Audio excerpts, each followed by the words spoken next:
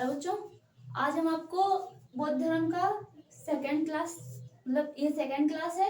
इसमें हम आपको जो बौद्ध धर्म है उसके साहित्य, ठीक है, या सिद्धांतों के बारे में आज हम आपको समझाएंगे। ठीक है, ये कौन सी क्लास है? सेकंड क्लास है। ठीक है, पहली क्लास हम अपलोड कर चुके हैं। ठीक है, अब देखिए इसमें है क्या क्या चीजें हैं। ठीक है, जैसे कि जो बौद्ध साहित्य है, ठीक है, तो उसमें क्या दिए गए हैं? 4 आर्य सप्त दिए गए हैं। ठीक है, आर्य सप्त आपको बताएंगे आगे। अभी हम ऐसे ही बस इनलिस्ट कर दिया है इन्हें, आगे इनको डिटेल समझेंगे। ठीक है, आर्य सप्त कितने हैं? 4 हैं। ठीक, अष्टांगिक मार्ग कितने हैं? 8। ठीक है, इनकी संख्या याद रखिए। अभी आर्य सप्त 4, अष्टांगिक मार्ग 8। ठीक है, सील 10 है और दर्शन 3 है, और जो रत्न है वो कितने हैं? वो भी 3 है। ठीक है, इनकी जो संख्याएं हैं वो ध्यान में रखना। और ये एग्जाम में इनकी संख्याएं अधिकतर आती हैं, क्योंकि इनके अंदर की डिटेल से नहीं आती हैं, लेकिन इसे पूछ दिया जाता है कि बौद्ध धर्म में कितने आर्य सप्त हैं, तो कितने हैं? 4 हैं। ठीक है, अष्टांगिक मार्ग कितने हैं? 8।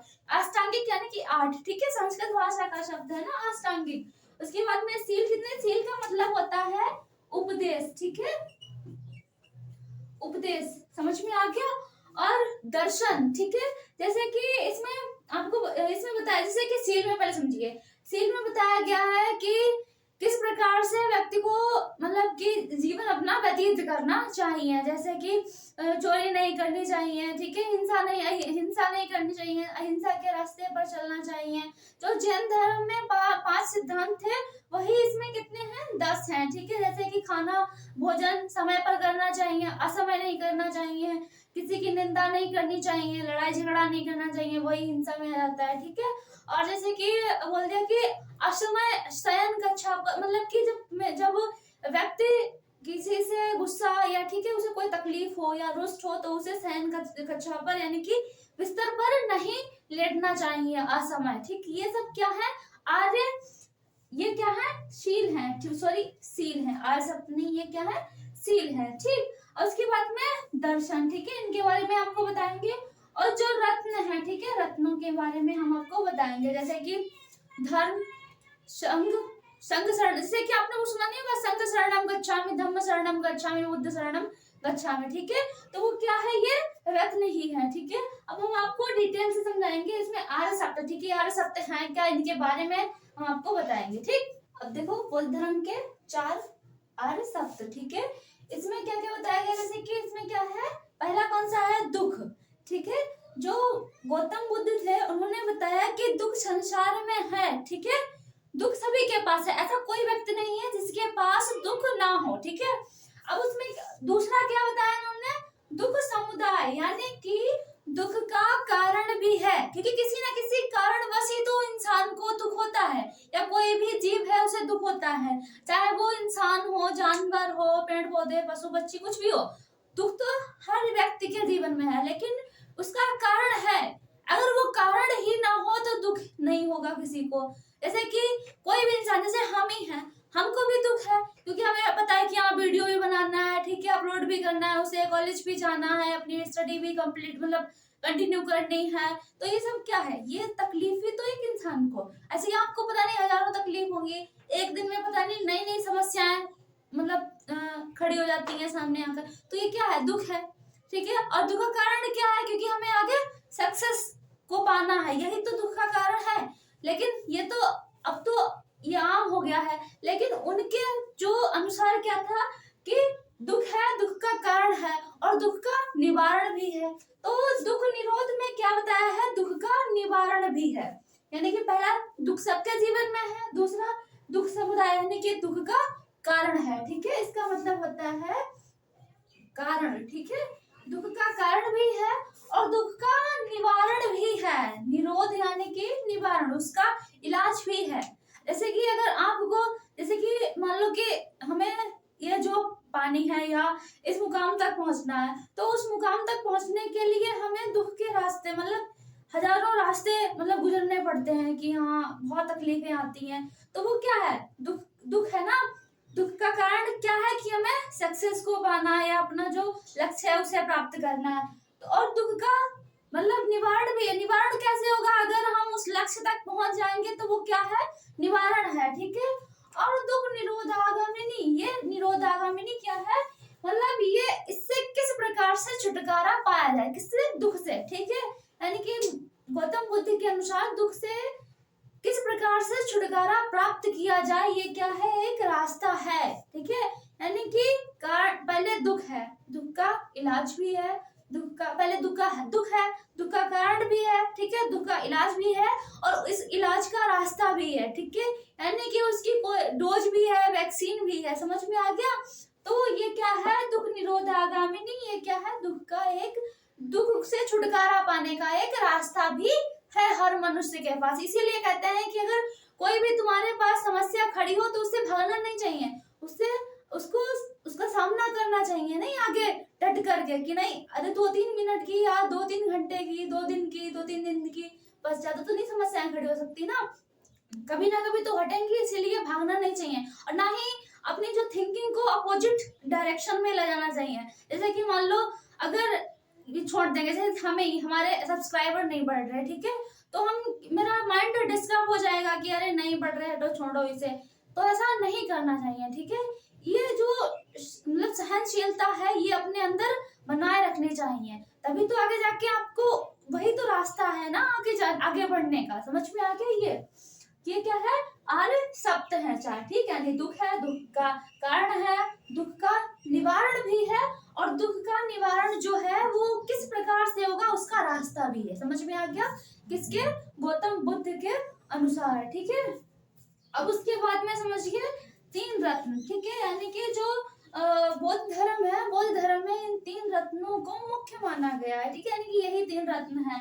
पहला समझिए बुद्ध, ठीक है, उसके बाद में क्या है, धम्म, उसके बाद में संघ, बुद्ध धम्म संघ। पहला इसका श्लोक है बुद्ध शरणम गच्छामि, बुद्ध शरणम गच्छामि यानी कि भगवान बुद्ध की शरण में, ठीक है, तो वो क्या हो गया कि मैं भगवान बुद्ध की शरण में ये जाता हूँ या शरण लेता हूँ उनकी, ठीक है, तो वो क्या हो गया, बुद्ध हो गया। उसके बाद में धम्म, यानी कि धम्म का मतलब होता है धर्म, ठीक है, धम्म का मतलब क्या होता है, धर्म, यानी कि मैं धर्म के रास्ते में, धर्म की शरण में, मैं धर्म की शरण लेता हूँ, यानी कि धम्म शरणम गच्छामि, मैं धर्म की शरण लेता हूँ या धर्म की शरण में जाता हूँ, समझ में आ गया। उसके बाद में संघ शरणम गच्छामि, संघ यानी कि समुदाय, ठीक है, यानी कि मैं समुदाय के संघ, मतलब समुदाय के संघ में रहता हूँ या उसकी शरण लेता हूँ, ठीक है। अब महात्मा बुद्ध जो थे तो उनके जो उनका एक समुदाय बना हुआ था, ठीक है, ऐसे पुरुषों का अलग समुदाय था, स्त्रियों का उन्होंने बाद में समुदाय बनाया है, श्रावस्ती में जाके वो भी अभी हमको बताएंगे, कुछ पॉइंट रह गए वो बता देंगे, ठीक है। तो ये समझ में आ गया, संघ यानी कि समुदाय में, समुदाय की शरण लेता हूँ, संघ शरणम गच्छामि, धम्म शरणम गच्छामि, और ये बुद्ध शरणम गच्छामि, ठीक है। अब हम आपको अष्टांगिक मार्ग बताएंगे, ठीक है, ये सब समझ में आ गया आपको, ठीक। अब देखो अष्टांगिक मार्ग, ठीक है, अष्टांगिक मार्ग यानी कि गौतम बुद्ध ने किन किन, मतलब जीवन के किन किन मार्गों को शुद्ध, यानी कि इस प्रकार से जीवन मनुष्य को व्यतीत करना चाहिए, ठीक है, मनुष्य को अपने जो जीवन में है वो जो अष्टांगिक मार्ग है उनके जो बताए हुए जो रास्ते हैं उन्हीं पर चलना चाहिए। देखो कैसे, सम्यक दृष्टि, अब हम आपको यहाँ पे हमने लिखा नहीं है, बीच नहीं था, तो हमको बता देंगे, ठीक है, ऐसे ही आप अपनी नोटबुक में नोट कर लीजिए, ठीक है। देखो सम्यक दृष्टि यानी कि मनुष्य को हमेशा वास्तविकता देखनी चाहिए, ठीक है, यानी कि जो उसकी दृष्टि है वो अच्छी जगह पर पड़नी चाहिए या अच्छा ही देखना चाहिए मनुष्य को, ठीक है। जैसे कि एग्जाम्पल फॉर आपको बता रहे हैं, शादियों में जाते हैं, जो मेकअप वाली ज्यादा लड़कियां होती हैं तो उन्हीं को देखते हैं, सब देखते नहीं देखते हैं, तो वो क्या है, अवास्तविक है, वास्तविक नहीं है वो। अगर वास्तविक देखो तो सुबह देखो, सुबह वो फिलहाल मेकअप कर लेंगे, लेकिन उसके 2-4 घंटे बाद देखो उनका सारा मेकअप उतर जाएगा, उसके बाद देखो कि वो उनका जो वास्तविक स्वरूप है वो आपके सामने आ जाएगा। तो जो महात्मा बुद्ध ने बताया है कि सम्यक दृष्टि यानी कि जो वास्तविकता है उसे ही देखना चाहिए, ठीक है, और जो बनावटी जो चेहरे हैं उनको नहीं देखना चाहिए। उसके बाद में क्या है, सम्यक संकल्प, ठीक, सम्यक संकल्प का मतलब है कि जो व्यक्ति जैसे संकल्प लेता है, ठीक है, जैसे कि अब लाइफ एग्जांपल हम बताते हैं।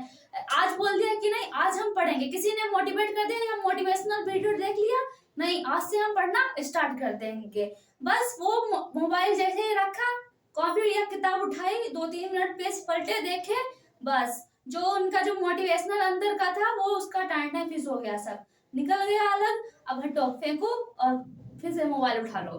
तो ये सब क्या है, ये नहीं करना चाहिए, ठीक है। जो संकल्प आपने लिया है, ठीक है, तो जो प्रतिज्ञा आपने ली है ना अपने आप से कि नहीं मुझे पढ़ना है तो पढ़ना ही है, तो वही है एक कि शुद्ध लीजिए, नहीं ये बनावटी मत लीजिए कि हाँ मुझे आज बोल दिया ना पढ़ लेंगे, फिर 2-3 घंटे बाद भूल गए पढ़ना है या नहीं पढ़ना है। टाइम टेबल बना लिया, बच्चे ये कहते हैं टाइम टेबल बना लेते हैं, बस 2-4 घंटे मतलब उनको देखेंगे, फिर देखेंगे हाँ ये टाइम टेबल ऐसे पढ़ेंगे, फिर 2-3 मिनट देख लिया, फिर बस वही करते रहते हैं। उनका टाइम टेबल कभी फिक्स नहीं हो पाता, इसीलिए टाइम टेबल नहीं, जितना टाइम है आपके पास उतना टाइम निकाल के पढ़िए बस।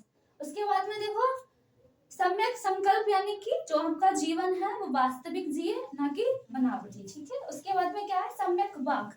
सम्यक वाक का मतलब वाक मीन्स होता है बोलना, यानी कि अच्छा बोलिए, ठीक है। जो आपके आचरण है, नैतिक जो आपके नैतिकता है, मोरल है, मोरलिटी है आपके अंदर, तो वो अच्छी होनी चाहिए, ठीक है। ऐसे नहीं कुछ भी बस बोलते रहते हैं, ठीक है। बाचाल मत बनिए, अच्छा बोलिए और शुद्ध बोलिए, ना कि बनावटी, ठीक है। तो इन्होंने जो भी सिद्धांत दिए हैं, अष्टांगिक मार्ग बताए हैं, वो वास्तविकता के ऊपर ही बताए हैं, ठीक है। अब देखो ये समझ में आ गया, यानी कि शुद्ध बोलना चाहिए, व्यक्ति को कम बोलना चाहिए पर अच्छा बोलना चाहिए, ठीक है। अब उसके बाद में क्या है, अब ये नहीं अच्छा बोलने का मतलब कि उसके सामने सामने उसकी बनाए, वो जैसे ही चला गया बस फिर से उसके मतलब शुरू, ठीक। तो हमेशा ही अच्छा बोलना चाहिए और सत्य ही बोलना चाहिए, समझ में आ गया। उसके बाद में क्या है समय कर्मांत, ठीक है, यानी कि जो सम्यक कर्म, यानी कि जो मनुष्य के कर्म है वो अच्छे होने चाहिए, सदाचार होने चाहिए उसके अंदर। मनुष्य के अंदर क्या होना चाहिए, सदाचार की भावना होनी चाहिए, तभी उसके जो कर्म है वो अच्छे हो पाएंगे। क्योंकि इसमें भी पुनर्जन्म बताया है, महात्मा बुद्ध ने भी पुनर्जन्म बताया है, और पुनर्जन्म जो होता है वो कर्म के अनुसार होता है, ठीक है। यानी कि जो आत्मा है उसको मोक्ष की प्राप्ति उसके कर्म के अनुसार मिलती है। अगर व्यक्ति ने कर्म अच्छे किए तभी मोक्ष की प्राप्ति मिलेगी, वरना नहीं मिलेगी, ठीक है। अब उसके बाद में क्या है सम्यक आजीवन। सम्यक आजीवन यानी कि जो आपका जीवन है वो अच्छे से व्यतीत करना चाहिए, समझ में आ गया, ठीक है। यानी कि जो मोह माया है उसको छोड़ देना चाहिए, समझ में आ गया। अब उसके बाद में क्या है सम्यक व्यायाम, यानी कि अपने अंदर की जो शांति है उसको बनाए रखना चाहिए। जैसे कि हम व्यायाम करते हैं तो किस लिए करते हैं, ताकि हमारी जो फिटनेस है बॉडी की वो बनी रहे और हमारा जो माइंड है वो एकदम बैलेंस बना रहे, ठीक है। तो इसलिए क्या है व्यक्ति को क्या करना चाहिए, व्यायाम करना चाहिए प्रतिदिन, ठीक है, समझ में आ गया। और उसके बाद में क्या है सम्यक स्मृति। स्मृति का मतलब होता है याददाश्त, ठीक है। व्यक्ति की याददाश्त जो होती है वो अच्छी होनी चाहिए। यानी कि अभी अगर हमने आपको ये पढ़ाया है, ठीक है, अष्टांगिक मार्ग पढ़ाए हैं, उससे पहले हमने आपको क्या पढ़ाया है, आर्य सप्त पढ़ाया है, ठीक है, 3 रत्न पढ़ाए हैं, तो वो आपको याद होने चाहिए। इतनी तेज व्यक्ति की क्या होनी चाहिए, स्मृति होनी चाहिए। यानी कि जैसे ही व्यक्ति ने देखा, ठीक है, और उसको याद हो गया, तो ऐसी स्मृति व्यक्ति के पास होनी चाहिए, ठीक है। अब उसके बाद में क्या है सम्यक समाधि। समाधि का मतलब ये नहीं होता है कि हमेशा हमेशा के लिए समाधि ले लो, नहीं, मन की एकाग्रता। इसका मतलब होता है कि मन की एकाग्रता व्यक्ति के पास होनी चाहिए, ठीक है। जैसे कि हमारा जो माइंड है वो हमेशा विचलित होता रहता है, हम पढ़ने बैठते हैं तभी हमारा माइंड एकाग्र नहीं हो पाता है, ये हमारे अंदर की एक कमी है। जब तक हमारा माइंड एकाग्र नहीं होगा मस्तिष्क, तब तक हम पढ़ नहीं पाएंगे। जब पढ़ते हैं हम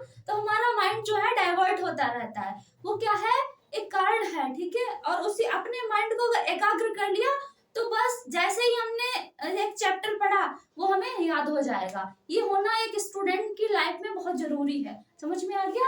तो ये क्या है अष्टांगिक मार्ग है। अब देखो क्या है दर्शन, ठीक है। बौद्ध धर्म में कितने हैं, 3 दर्शन है। कौन कौन से हैं, सबसे पहला कौन सा है अन्येश्वरवाद, ठीक है, दूसरा कौन सा है शून्यवाद, और तीसरा कौन सा है क्षणिकवाद। इनको हमने लिखा नहीं है, समझो, ठीक है, समझा देंगे। अन्येश्वरवाद का मतलब क्या होता है, जैसे कि मनुष्य के अंदर जो आत्मा होती है, जैसे से शरीर होता है, ठीक है, तो शरीर का तो विनाश निश्चित है, ठीक है, लेकिन जो शरीर के अंदर जो आत्मा होती है वो कभी मरती नहीं है, ठीक है, यानी कि उसका कभी विनाश नहीं होता है, तो वही क्या है, अनैश्वरवाद है, ठीक है।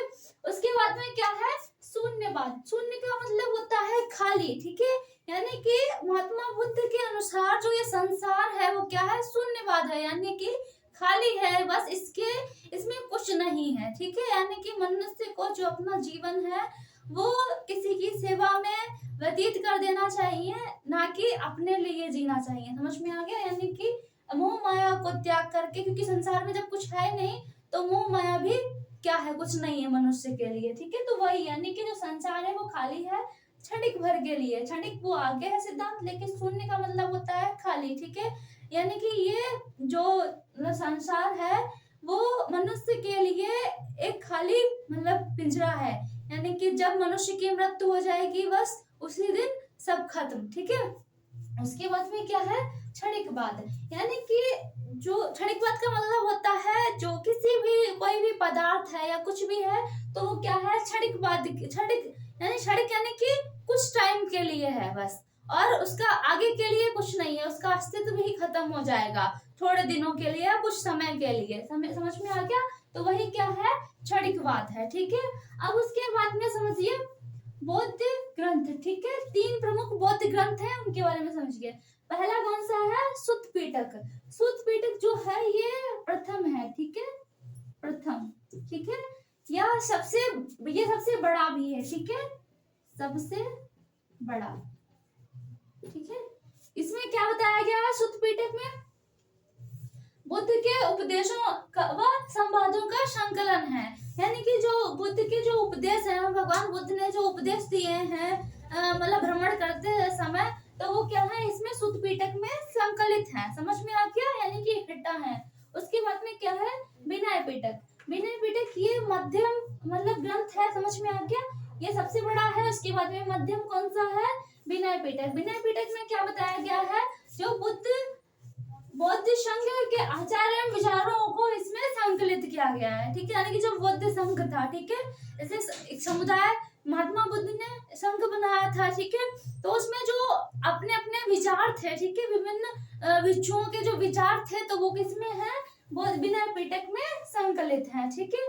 अब उसके बाद में क्या है, अभिधम्म पिटक। अभिधम्म पिटक में क्या है, बुद्ध के आध्यात्मिक व दार्शनिक विचारों को संकलित किया गया है, ठीक है, यानी कि महात्मा बुद्ध के जो आध्यात्मिक विचार थे, ठीक है, मानवता के प्रति, ठीक है, और उसके बाद में जो दार्शनिक यानी कि जो उनकी जो समझ थी या जो थिंकिंग थी उनकी, वो किस प्रकार से थी, ठीक है, तो वो किसमें संकलित किया गया है, अभिधम्म पिटक में संकलित किया गया है, ठीक है।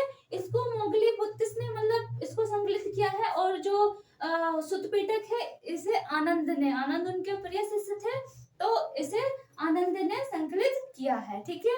अब उसके बाद में जो बुद्ध संगतियां हैं, ठीक है, उनके बारे में समझाएंगे, और कुछ पॉइंट रह गए हैं तो महात्मा बुद्ध के बारे में, तो उनके बारे में समझाते हैं, ठीक है, बस थोड़ी देर की बस वीडियो है। अब देखिए बौद्ध संगतियां, ठीक है, कुल बौद्ध संगतियां कितनी हुई हैं, 4 हुई हैं, ठीक है। अब इन चारों के बारे में डिटेल समझिए। पहले इसमें क्या है, क्रम है, फिर उसके बाद में वर्ष, ये ग्राफ बना दिया है, इससे समझने में आसानी होगी। उसके बाद में स्थान, अध्यक्ष और शासक, यानी कि किन किन शासकों के समय कौन कौन सी बौद्ध संगतियां हुई हैं, ठीक है। पहली जो बौद्ध संगति हुई है वो 483 बीसी में हुई है, यानी कि ईसा पूर्व में 483, जब महात्मा बुद्ध को महापरिनिर्वाण की प्राप्ति हुई थी, यानी कि जब उनकी मृत्यु हुई थी 483 ईस्वी में, तभी क्या हुई है, पहली बौद्ध संगति हुई थी, ठीक है, और ये कहाँ हुई थी, राजगृह में हुई थी, ठीक।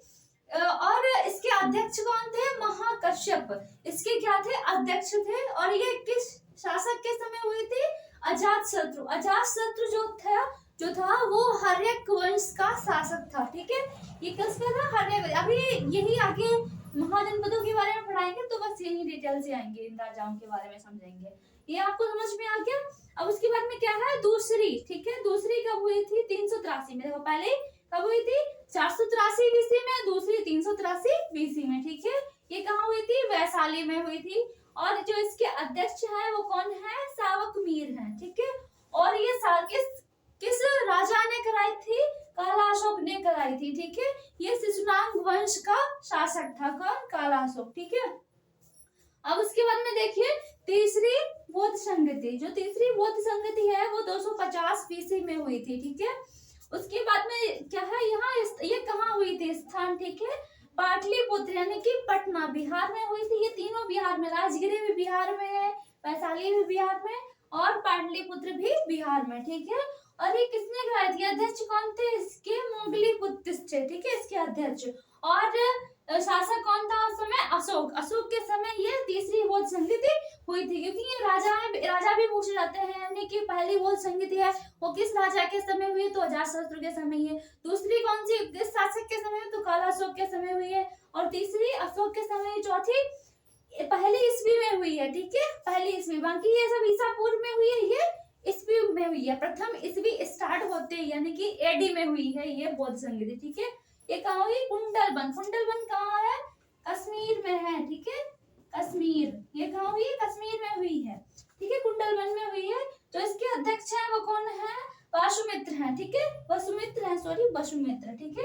उसके बाद में शासक कौन था इस समय, कनिष्क। कनिष्क ये कुषाण वंश का शासक था, ठीक है। इसके समय ये जो संगति हुई है, जो अशोक है ये मौर्य साम्राज्य का शासक है, ठीक है। अब ये आपको समझ में आ गया, ये क्या है, बौद्ध संगतियां। अब जैसे कि इनको याद कर लेना आप लोग, 2-3 बार कहना तो याद हो जाएगा। जैसे कि अध्यक्ष कौन है इसके, पहली बौद्ध संगति 483 में हुई थी, कहाँ हुई थी, राजगिरा में हुई थी। और जो इसके अध्यक्ष है महाकश्यप हैं, ठीक है, अध्यक्ष भी पूछे जाते हैं। पहले में कौन है, महाकश्यप, यानी कि बहुत बड़े स्तर पर, महान स्तर पर ये क्या हुई, बौद्ध संगति हुई। उसके बाद में सबसे, यानी कि अब जब ज्यादा बुलाओगे सबको तो सबसे जान पहचान हो जाएगी, तो जान पहचान हो गई तो दूसरी बार में क्या बोल दिया, सबको बोल दिया कि सबको आना है, ऐसे ही बोल दिया। उसके बाद में क्या बोल दिया, सब क्या हो गए, अब उसके बाद में क्या बोल दिया, मुंह से ही बोल दिया कि हाँ सब लोग आ जाना। तो किसने कहा, मोगलीपुत्र ने, कौन थे, अध्यक्ष थे। उसके बाद में क्या है, वसुदेव। अब सब क्या हो गए, वसुमित्र, सॉरी, अब क्या हो गए, मित्र हो गए सब। तो मित्र अपने आप ही आ जाएंगे जब बौद्ध संगति होगी, तो ऐसे ये याद कर लो, ठीक है। अब ये क्या हो गई, बौद्ध संगतियां हो गई। अब उसके बाद में कुछ पॉइंट बचे हैं महात्मा बुद्ध के बारे में, उनके बारे में हम आपको बता देते हैं, ठीक है। ये सब समझ में आ गया। अब कुछ पॉइंट रह गए हैं, ठीक है, बौद्ध धर्म के, उनके बारे में हम समझ लेते हैं जो छूट गए थे, ठीक है। अब देखो इसमें क्या है, सबसे पहले उपदेश किस व्यक्तियों का या किन व्यक्तियों को दिया था। तो सबसे पहले जो उपदेश है वो तपस्सु और भल्लिक नामक के 2 व्यक्तियों को दिया था। जब उनको ज्ञान की प्राप्ति हो गई तो उन्होंने उपदेश देना प्रारंभ कर दिया था। तो सबसे पहले तपस्सु और भल्लिक को उपदेश दिया था, ठीक है। लेकिन इनको अधिक समझ में नहीं आया था, इसीलिए वहीं से इनकी यात्रा जो थी महात्मा बुद्ध की स्टार्ट हो गई थी, ठीक है। अब उसके बाद में ये जोड़ा नहीं जाता, ये कभी पढ़ा नहीं जाता, लेकिन पॉइंट था तो बता दिया, ठीक। अब उसके बाद में क्या है, सबसे पहला उपदेश कहाँ दिया था, ये नहीं माना जाता है, ठीक है, ये सबसे पहला नहीं है। सबसे पहला उपदेश जो था वो सारनाथ के ऋषि पत्तनम में दिया था, ठीक है। सबसे पहला उपदेश कहाँ दिया था, सारनाथ कहाँ है, यूपी में है, ठीक है, अपने यहाँ। तो ये सारनाथ के ऋषि पत्तनम में दिया था, ठीक है। अब देखो इसके बाद ये सारनाथ के बाद कहाँ चले गए थे, वाराणसी चले गए थे, वाराणसी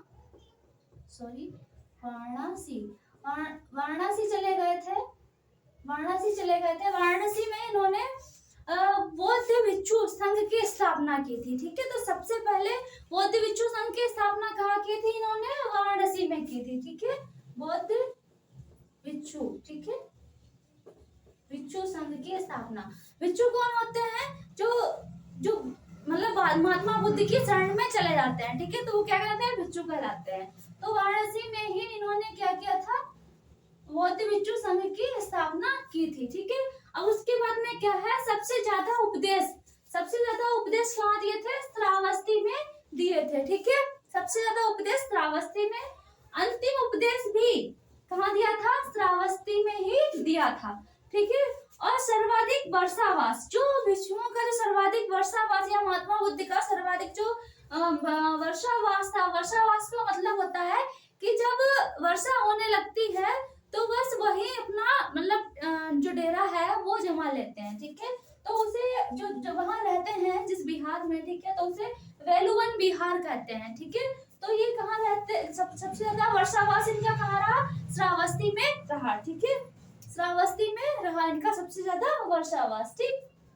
अब उसके बाद में देखिए पहली महिला, ठीक है, पहली महिला कौन थी, जो जिन्होंने बौद्ध धर्म को अपनाया था, क्योंकि पहले जो महिला थी उनको बौद्ध धर्म में अपनाना वर्जित था, यानी कि वो बौद्ध धर्म में नहीं आ सकती थी। लेकिन अपने जो शिष्य थे प्रिय आनंद, ठीक है, उनके कहने पर इन्होंने क्या किया, महिलाओं को किसमें आने दिया, बौद्ध धर्म में आने की मंजूरी दे दी थी। तो सबसे पहले तो इनकी ये प्रजापति गौतमी, ठीक है, यही आई थी। ये कौन है, इनकी सौतेली माता जी, ठीक है, कौन, प्रजापति गौतमी, इन्होंने ही सबसे पहले बौद्ध धर्म में शरण ली थी, ठीक है।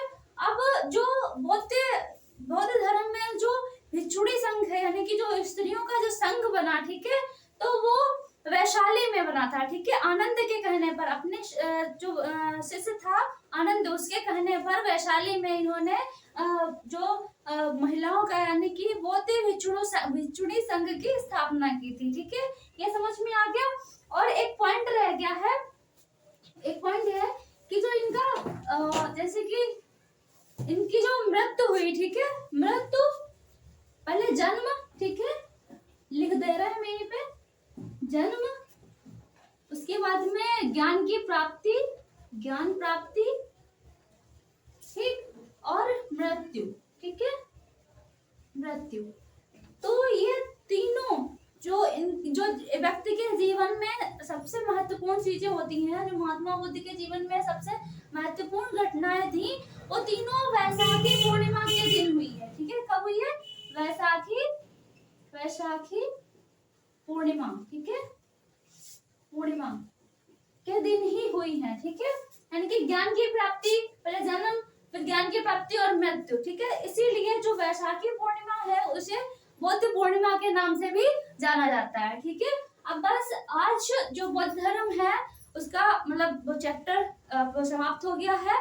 अब उसके बाद में हम महाजनपदों के बारे में पढ़ेंगे, ठीक है। अब इतिहास ही कंटिन्यू करेंगे, अब क्योंकि बीच बीच में और जो क्लास डाल देते हैं वो ठीक नहीं रहता, क्योंकि जब इतिहास पढ़ना है तो इतिहास को ही पढ़ेंगे, ठीक है। अब आप लोग प्लीज शेयर कीजिए, इसे समझ में आया तो लाइक कीजिए और चैनल को सब्सक्राइब कीजिए। Thank you. जय हिंद, जय भारत।